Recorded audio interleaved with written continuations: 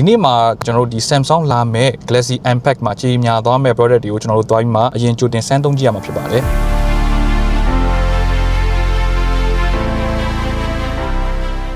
Hello အားလုံးပဲမင်္ဂလာပါကျွန်တော်တို့ video upload မှန်နဲ့စီရပါဆိုတော့ဒီ Galaxy Impact မှာဘာတွေကြီးညာသွားမလဲဆိုတော့ကျွန်တော်နဲ့အတူတူလိုက်ပြီးတော့ကြည့်ကြည့်လိုက်ကြအောင်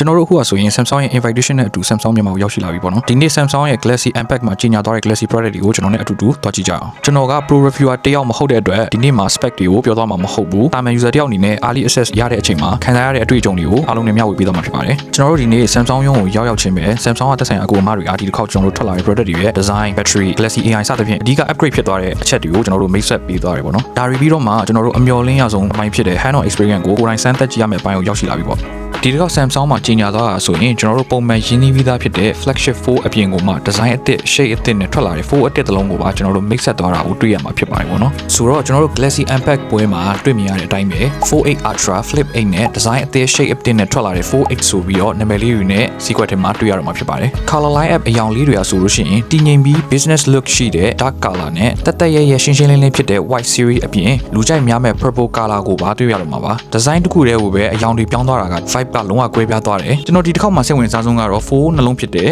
ခက်ရှိရှိနဲ့ကင်မရာ3လုံးပါတာက flagship ဆန်နဲ့4 ultra အရင်ကဒီ design ကို47ဆိုပြီးတော့ခေါ်ခဲ့တယ်ပေါ့ပိုကြဲခောက်လိုက်လို့ရှိရင်ပိုပြီး compact ဖြစ်ပြီးတော့ဖွင့်လိုက်ရင် mini notebook လိုလေးပုံစံဖြစ်နေတာကတော့ကျွန်တော်တို့4အသစ်48ဆိုပြီးတော့ခေါ်တယ်ပေါ့နော်အဲ့နှစ်ခုကိုကျွန်တော်တို့ရှင်းကြည့်လိုက်ရင်တော့ကျွန်တော်ကတော့48အသစ်ကိုပိုပြီးမှကြိုက်တယ်ဘာလို့လဲဆိုတော့အရင်4တွေနဲ့မတူဘူးသုံးလိုက်လို့ရှိရင်ခန်းစားချက်ကပိုပြီးတော့ထူးခြားတယ်လက်ထဲမှာကင်လိုက်ရင်ကျွန်တော် mini tablet ဒါမှမဟုတ်လို့ရှိရင် e-notebook လေးကင်ထားတဲ့အတိုင်းပဲအဲ့ဒီခန်းစားချက်လေးကိုသူကပေးတယ်ဒါကတော့ကျွန်တော်စမ်းသုံးထားတဲ့အချိန်အတွင်းထဲမှာရလာတဲ့ခန်းစားချက်လေးတွေဖြစ်တယ် phone performance battery နဲ့ Galaxy AI ဘိုင်းမှာကတော့ရှေ့ series ထက်ပိုကောင်းလာတာတော့အမှန်ပါပဲနောက်တစ်ခုတတိထားမိတာကတော့ S26 Ultra မှာပါတဲ့ privacy display feature ကတော့ဒီတစ်ခေါက်4 series မှာမပါလာပါဘူးဆိုတော့4 series မှာဒီ feature ကိုမျှော်လင့်နေတဲ့လူတွေအတွက်ကတော့မဝယ်ခင်ဒါလေး feature စဉ်းစားဖို့တော့လိုပါလိမ့်မယ် Flip 8ကတော့ပေါ့ပေါ့ပါပါနဲ့အလားဆုံးပစ္စည်းတစ်ခုအနေနဲ့ရှိနေတော့မှာပဲ4ကတော့အလုံးလုံးဖို့နဲ့ screen အကြီးကြိုက်တဲ့လူတွေအတွက်ဆိုလို့ရှိရင် Flip ကတော့တရားလွယ်ပြီး function ဘိုင်းကိုပိုပြီးဦးစားပေးတဲ့လူတွေအတွက်ဖြစ်ပါလိမ့်မယ်ဖုန်းတွေအပြင် Galaxy Watch အသစ်နဲ့ Galaxy Watch Ultra တို့ကိုပါမိတ်ဆက်ခဲ့ပါသေးတယ်ဒီဇိုင်းကတော့အရင် generation အတိုင်းပါပဲမြန်မာပြည်က user တွေအတွက်စိတ်ဝင်စားစရာကောင်းတာကတော့ Watch Ultra အသစ်ကတော့မြန်မာစီးကွက်ထဲကိုဝင်လာဖို့ရှိပြီးတော့စိတ်ဝင်စားစရာကောင်းတဲ့ promotion တွေနဲ့အားမှာဖြစ်ပါတယ်ကျွန်တော်အခုလက်ရှိတီးထားရသလောက် Fold and Flip ဝယ်ရင် luxury hotel ဒီမှာ staycation coupon နဲ့ storage upgrade promotion တွေကိုရရှိနိုင်ကြောင်းတီးထားရတယ်ပေါ့နော်ဈေးနှုန်းအတိအကျနဲ့ promotion တွေကိုလည်း Samsung မြန်မာရဲ့ official announcement ကိုကျွန်တော်တို့ဆောင်မြင်လိုက်ကြရအောင်ကျွန်တော်အနေနဲ့ဆိုလို့ရှိရင်ကျွန်တော်အနေနဲ့ client အနေနဲ့စကားပြောဖြစ်တဲ့ project timeline တွေကြည့်တဲ့ AI2 တွေကိုလည်းသုံးနေဆိုတော့ဖုန်းတစ်လုံးကိုရွေးချယ်တဲ့အချိန်မှာ design နဲ့ spec ထက်အလုံးမှာတကယ်အသုံးဝင်လားဆိုတာကိုပိုကြည့်ပါတယ်ကျွန်တော်အခုလက်ရှိသုံးထားတဲ့အချိန်ထိကျွန်တော်အတွေ့အကြုံရဆိုရင်တော့ကျွန်တော်တကယ်အကြိုက်ယူသုံးဖို့ဆိုရင်ကျွန်တော် design အသစ်နဲ့ shape အသစ်နဲ့ထွက်လာတဲ့ 4.8 ကိုရွေးချယ်ဖြစ်မှာဖြစ်ပါတယ်နောက်ဆုံးအနေနဲ့အကယ်၍ pre-order တင်ဖို့စဉ်းစားနေတဲ့တငယ်ချင်းတွေအနေနဲ့တတိထားမှာအချက်လေးကတော့ကျွန်တော်တို့ဒီတစ်ခေါက် 4.8 နဲ့ 4.8 ultra နှစ်ခုမှားမဝယ်မိအောင် pre-order မတင်ခင်တေချာ confirm လုပ်ဖို့မမေ့ပါနဲ့နောက်ပြီးဒီ product ကိုကျွန်တော်စီမှာတစ်ဆင့် pre-order တင်ချင်ရင်လည်းဝယ်ယူလို့ရပါတယ်ဒီနေ့ဗီဒီယိုလေးကတော့ဒီလောက်ပါပဲနောက်လာမယ့်ဗီဒီယိုအသစ်လေးတွေအတွက် like and follow လုပ်ဖို့မမေ့နဲ့ဦးနော်အားလုံးပဲတတ်တာပါ